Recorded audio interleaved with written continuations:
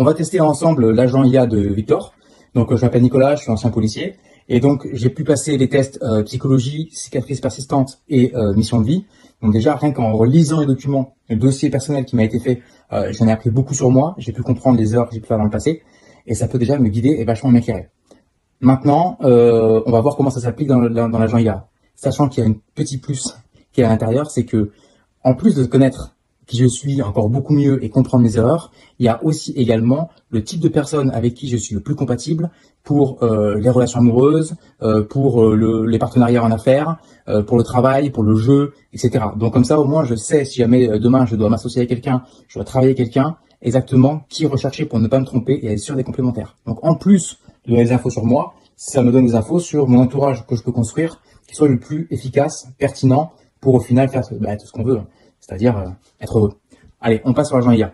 Salut, je suis prêt à t'accompagner pour explorer ton nouveau projet. Est-ce que tu as déjà une idée ou une intention en tête dont tu voudrais me parler? Comme ça, on pourra l'analyser ensemble et voir comment on peut l'aligner au mieux avec qui tu es. Ouais, écoute, on me propose un nouveau poste là de magasinier. Je vais travailler dans un magasin d'outils. Donc j'ai un planning journalier avec 1 an à l'avance.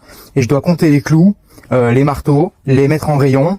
Et c'est tout. J'ai aucune interaction avec les clients. Je dois juste mettre en rayon le matin très tôt, de 4h à 9h du matin pour préparer le magasin aux clients. Et en fait, j'avais un doute. Est-ce que, à ton avis, c'est possible pour moi de travailler là-dedans et quelle est la compatibilité avec ma personnalité? C'est une question très intéressante. Alors, si on regarde ton profil ENFP, tu es quelqu'un qui aime la créativité, les interactions et les projets qui ont du sens. Le fait d'avoir un travail très routinier, avec peu d'interactions et peu de variété, ça peut être un peu moins aligné avec ton profil. Je dirais que sur l'axe de l'ENFP, on serait peut-être autour de 3 sur 10. Pour la blessure du rejet, vu que tu n'as pas vraiment d'interaction avec les autres, ça pourrait être rassurant, mais en même temps, ça permet pas de travailler sur cette blessure. Donc peut-être 5 sur 10 par rapport à ton why qui est de révéler les failles du statu quo.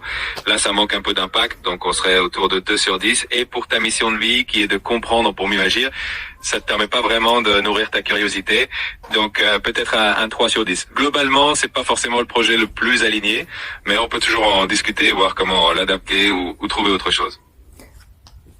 Moi, ce que je veux surtout pas, c'est en fait que ça me pète les couilles, ça me fasse complètement chier et que je me casse au bout de 3 mois parce que je deviens fou à compter les clous et ça m'obligerait en fait à changer encore de vie. Donc là, j'en ai un petit peu marre, j'aimerais un petit peu trouver un truc qui me plaise, quoi.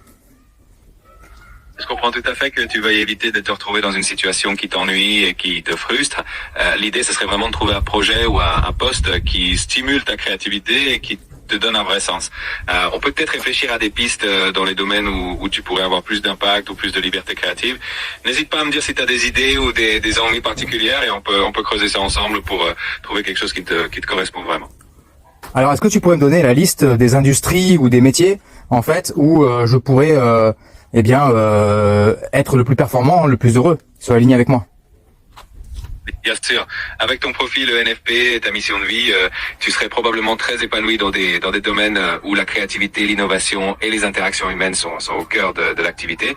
Par exemple, tout ce qui touche au développement personnel, au coaching, à l'entrepreneuriat, les métiers créatifs comme le design, la communication, le marketing, tout ce qui est aussi lié à l'innovation sociale, l'éducation, où tu peux vraiment avoir un impact. Donc, ça te donne déjà pas mal de pistes à explorer.